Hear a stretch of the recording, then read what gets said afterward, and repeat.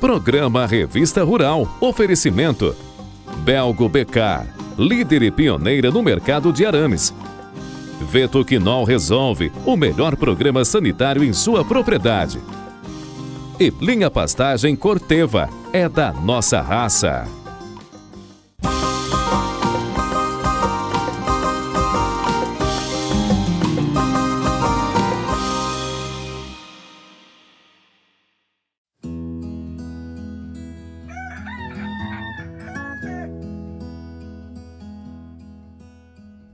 Olá, como foi a semana? Espero que tenha sido boa. E que tal saber mais sobre o agronegócio? A gente está aqui para isso. Então prepare-se que hoje tem muita coisa boa. Confira! Maçã high-tech pode durar muitos meses após a colheita. Dicas para nunca faltar boa forragem para o rebanho. As vantagens do gado canchim na reprodução a campo. A fabricação de um bom vinho, sem mistérios. E o melhor da moda de viola, como sempre. Já imaginou ter uma maçã crocante e suculenta, mesmo meses após a sua colheita? Pois bem, uma empresa japonesa quer trazer ao Brasil uma nova tecnologia que permite isso, com muita segurança.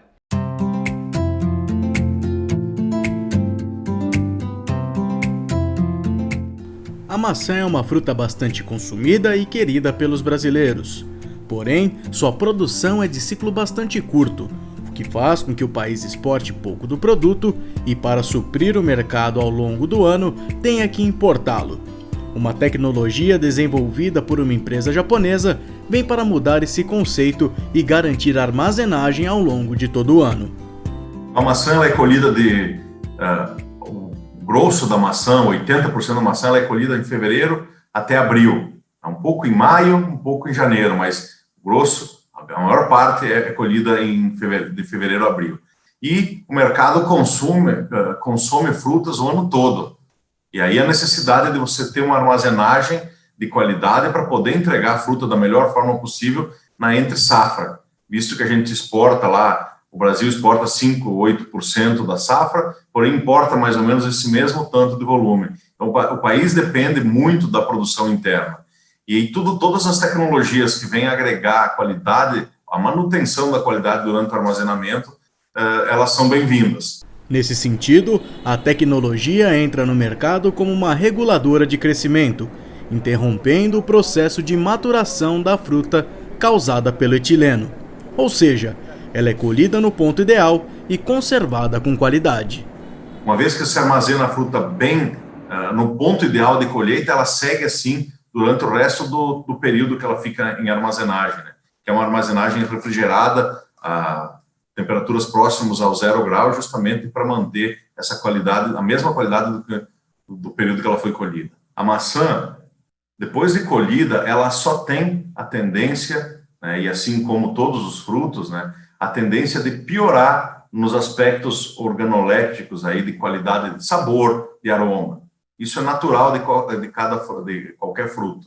O que com essa tecnologia se ganha é que se consegue o metilciclopropeno, que é o ingrediente ativo do Physion, ele toma conta, ele bloqueia os receptores do etileno. Os benefícios do uso da tecnologia atendem diversas demandas. Uma delas é a do produtor, do armazenador e do comerciante da fruta. Pensando no ponto de vista do produtor, do armazenador ou do próprio comercializador dessa fruta, por essa janela de colheita ser muito estreita, como o mercado acontece, a comercialização acontece o ano todo, ele tendo uma fruta de qualidade por mais tempo durante o ano, otimiza vários fatores dele. Toda a parte de operacional, de classificação dessa fruta, a parte de comercialização. Então, você não tem uma necessidade de comercializar essa fruta tão rápido, você pode programar ou flexibilizar a programação de comercialização da fruta durante todo o ano. Da mesma forma, equilibrar as receitas, né? Uma estrutura que vale milhões, com pessoas trabalhando, ela pode operar mensalmente todo o ano, né, e emendar uma safra, não, uma colheita ao final, ao início da outra. Já quem vai à feira, mercado ou sacolão comprar maçã vai sentir os benefícios ao ter um produto praticamente fresco, mesmo após até 8 meses da colheita já ter sido realizada.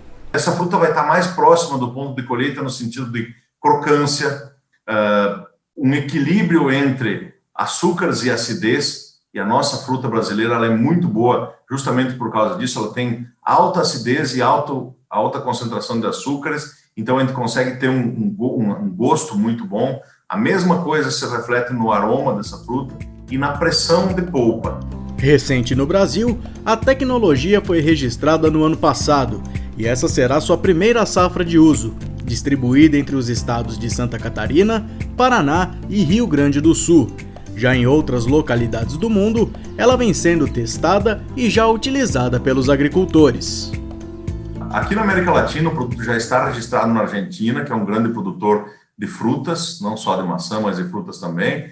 O Brasil está registrado, então, o que aconteceu esse ano passado. No Chile, ele está muito próximo de obter o registro. Ele está sendo usado ainda de forma experimental, em uma escala um pouco maior, por causa das regulações chilenas permitirem isso. Mas Estados Unidos, Canadá, na Europa, na África do Sul, na Nova Zelândia também, locais que têm alta produção de maçã, esse produto já está em comercialização há alguns anos.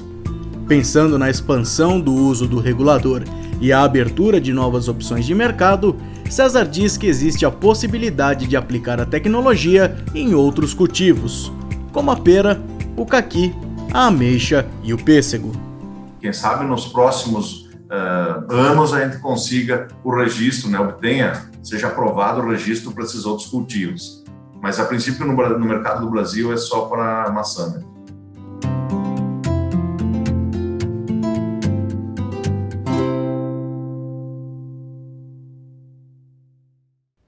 Manejo bem planejado das lavouras mantidas em sistema de ILPF pode permitir o fornecimento de boa forragem durante um período maior do ano, sobretudo nos meses de maior carência por alimentos.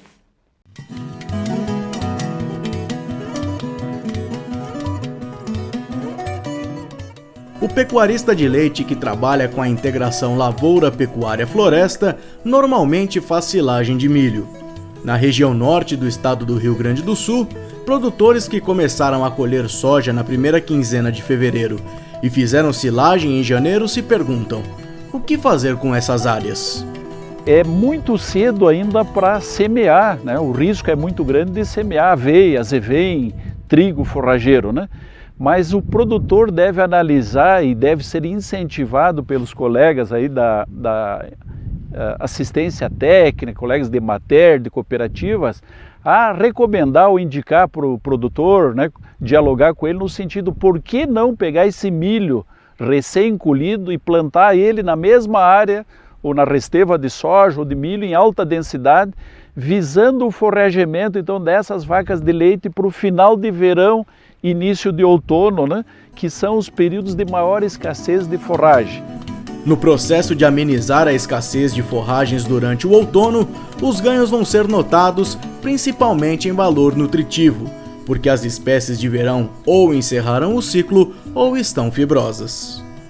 E outro ponto importante, né, se não der para fazer com milho recém-colhido, né, nós podemos semear como se fosse uma segunda semeadura de capim-sudão, de sorgos híbridos, de milheto, né, visando então produzir biomassa para o vazio forrageiro outonal. Então seria uma maneira de minimizar a janela de falta de forragem, aí, chamado vazio forrageiro, atacando então com espécies anuais de verão, aí, como se fosse uma segunda semeadura, uma segunda época de plantio.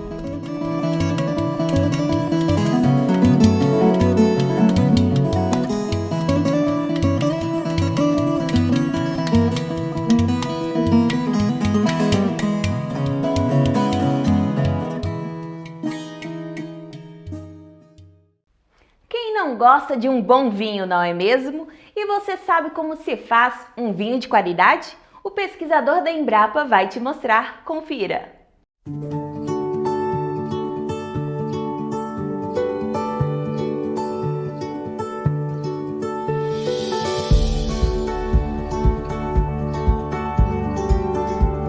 Para um vinho de qualidade é essencial que se tenha uva de boa qualidade. Uva de boa qualidade significa adequadamente madura, com adequado teor de açúcar e de acidez. No nosso caso, nós estamos processando uvas previamente desidratadas, mas na grande maioria dos casos, a uva não é previamente desidratada, ela chega num ponto de maturação e é processada. Para vinhos tintos, a uva é esmagada e desengaçada, desgranada, e esta uva vai para o tanque de fermentação. Neste tanque de fermentação, ela recebe anidrito sulfuroso, que é um antioxidante e microbicida, mundialmente utilizado, mesmo para vinhos orgânicos, e leveduras. A uva pode ser fermentada com as leveduras que vêm lá do campo, lá do vinhedo, as chamadas leveduras autóctones. Mas culturas puras de leveduras são recomendadas porque elas têm uma melhor performance na transformação do açúcar em álcool. Essa mescla de cascas, polpas, sementes e caldo da uva vai se transformar em vinho e por alguns dias tudo isso fica junto numa fase que chamamos de maceração. Durante essa fase, 1 ou 2 vezes ao dia, se faz um revolvimento, uma agitação para que a maior quantidade possível de compostos das cascas e das polpas passem para o líquido. A fermentação, ou seja, a transformação do açúcar da uva em álcool, ela demora de 1 a 2 semanas, ela é rápida. E esta fase de maceração, ela pode demorar de 4 a 10 dias, dependendo do tipo de uva e do tipo de vinho que se quer elaborar. Terminada essa fase, vem a separação então do líquido da parte sólida. Essa separação ela se faz por escorrimento do líquido por baixo do tanque e a parte sólida que resta é colocada numa prensa e sofre uma leve prensagem, porque boa parte do líquido fica preso lá nessa parte sólida. Esse líquido que escorreu da prensagem é misturado com o líquido que escorreu previamente. O total desse líquido é colocado no mesmo ou em outro recipiente e a fermentação continua até o final. Ao final dessa fermentação alcoólica, que é a transformação do açúcar em álcool, vem a transformação malolática, que é a transformação de ácido málico em ácido lático. São ácidos da própria uva, do próprio vinho, são ácidos naturais. Essa fermentação ela se dá na sequência da fermentação alcoólica e ocorre naturalmente. Não é necessário nenhuma intervenção para que ela ocorra. Após, vem uma fase onde o vinho vai perdendo tudo aquilo que ele não deve conter. Os compostos que estão demais, eles vão precipitando sob a forma de bolas.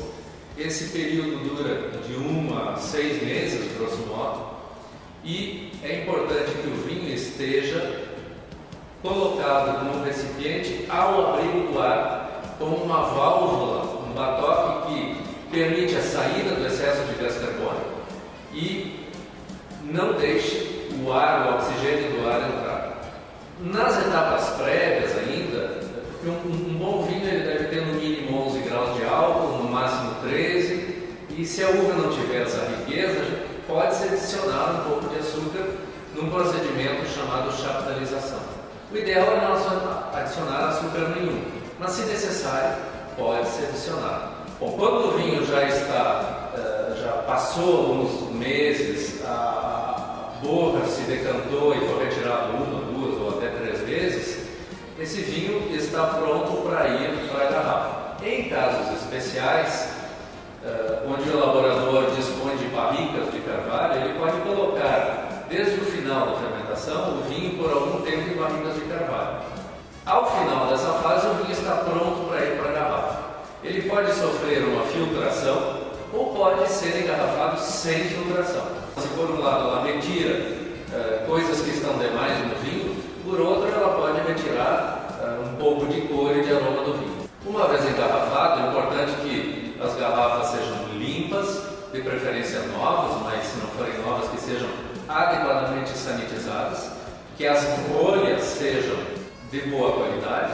O vinho vai para a garrafa e ele deve permanecer em ambiente escuro, seco e fresco, ou seja, uma temperatura de não mais do que 15, 16 graus, as garrafas em posição horizontal, ou seja, deitadas, até o momento do consumo.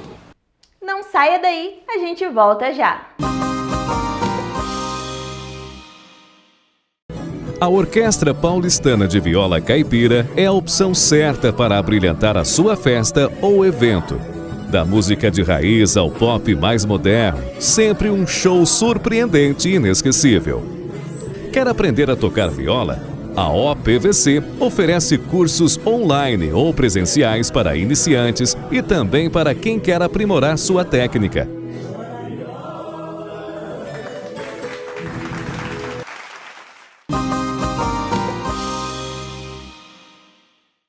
Genuinamente brasileira, a raça Canchim se mostra como uma excelente alternativa para a criação extensiva do Brasil. Eficiente na reprodução a campo, ela pode agregar muito ao gado Nelore e até aos cruzados.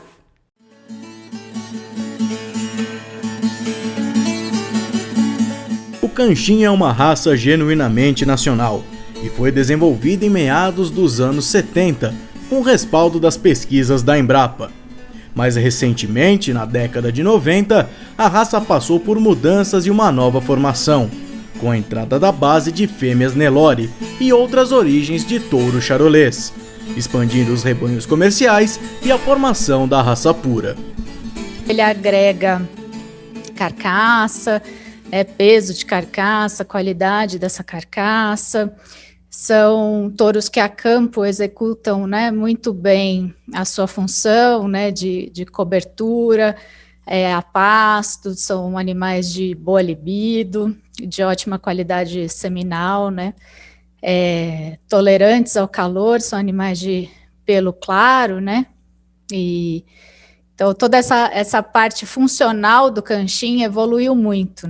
Do primeiro animal até a segunda formação, a raça foi trabalhada em corrigir algumas questões, como umbigo e pelagem, por exemplo. A gente brinca que o Canchim tem estudos aí em diferentes frentes e é uma das raças mais estudadas no país, Acho que por causa dessa origem dele mesmo na pesquisa. Atualmente, na comparação de desempenho a campo com as raças taurinas mais rústicas, o Canchim tem apresentado bons resultados, principalmente se estiver em um sistema alimentar adequado ao longo do crescimento. Um bezerro Canchim, ele já desmama com uma arroba a mais, A fêmea Canchim também, desde a sua formação lá, por ter essa base leiteira, é uma fêmea que cuida muito bem do bezerro e produz leite suficiente de qualidade para esse bezerro. Considerado um dos grandes trunfos no cruzamento, o uso do Canchim sobre as F1 das raças europeias demonstra que a raça é bastante flexível. Você pode ter um rebanho puro, você pode usar o touro a campo em vacada Nelore, você pode usar o touro a campo para repasse de F1, ou em todas as fêmeas F1 para produzir um tricross, Então a gente vê um grande mercado, tanto para o touro a campo, e a gente agora está numa frente aí para trabalhar o touro Canchim voltar aí para centrais de inseminação, É um trabalho tanto de fomento da pesquisa, mas também de interesse dos criadores em atender a esse mercado, da inseminação artificial. Hoje a gente está batendo a tecla do cruzamento industrial, Então, como você usar o Canchim, tanto fazendo Canchim na Nelore, e quem comprar o Canchim, o touro, para fazer uma F1 Canchim, usar a matriz com Angus, por exemplo, ou o Cenepol também. E tem outra vertente que, assim, como tem um grande número de F1 Angus, você usar o Torcanchim como repasse, né, ou na inseminação também, fazendo um produto tricross, que dá de excelente qualidade.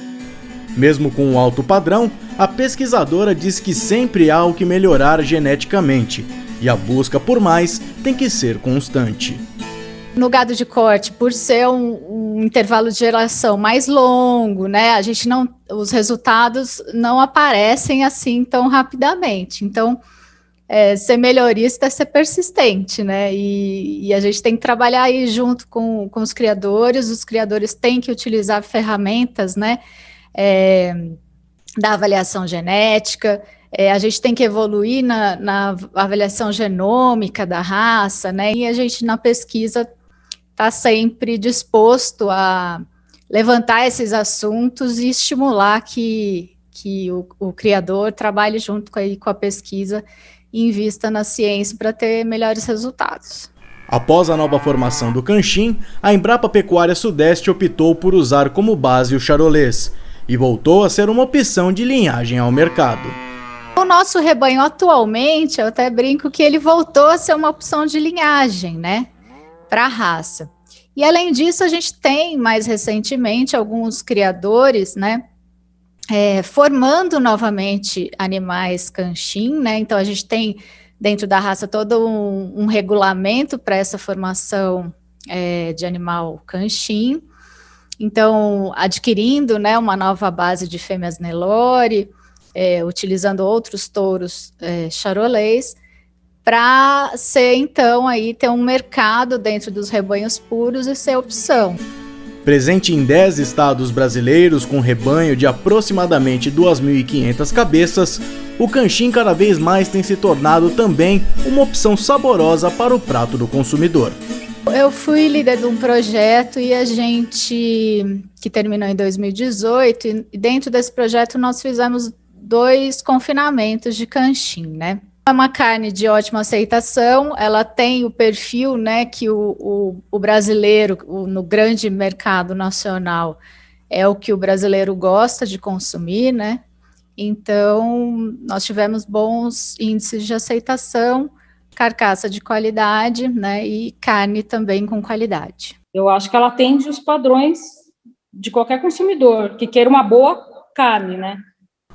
Este, aliás, tem sido o trabalho da Associação Brasileira dos Criadores de Canchim, para justamente fomentar mais o mercado como um todo, do criador até quem consome a carne. O Canchim tem todo um potencial para fazer isso, então tem que fazer um trabalho de base do que você vendeu touros, para quem comprou os touros, fez as F1, tanto Canchim quanto o macho, né, e a fêmea, e fazer um trabalho em cima de frigoríficos, né? Olha, isso aqui é um Canchim, da Marmoreio, da Maisar de Ouro de Lombo, a carne está bem especificada, tão boa quanto uma de Angus, entendeu? Eu acho que tem que ser por aí.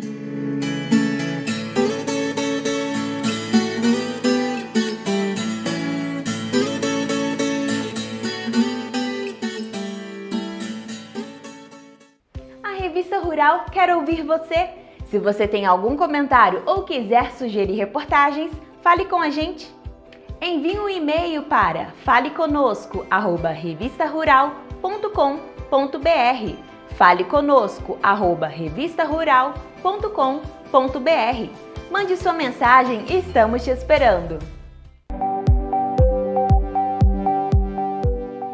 Dando continuidade às novidades para a avicultura brasileira, a Boehringer Ingelheim apresenta ao mercado nacional a vacina Volvac IB-Fit, que previne a bronquite infecciosa em aves.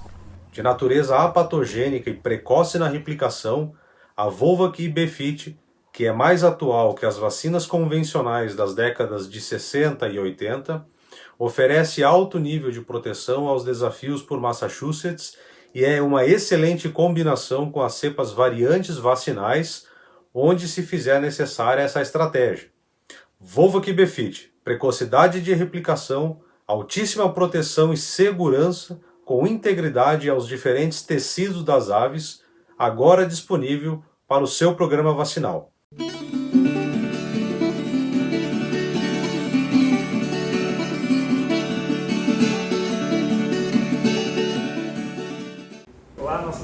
Revista Rural. Mais uma vez, a Orquestra Paulistana de Viola Caipira está diretamente no meio do nosso ensaio para gravar uma música especial para vocês. E é muito especial. Hoje nós vamos juntar aí o Adágio, Johann Sebastian Bach, a música barroca aí, e vamos juntar com o que a gente tem de bom aqui, que é o Chico Mineiro, uma música de 1945, de autoria do Tonico e de Francisco Ribeiro. Vamos lá fazer essa misturada aí, vamos ver o que dá? Vai ficar bom, hein? Vamos nós!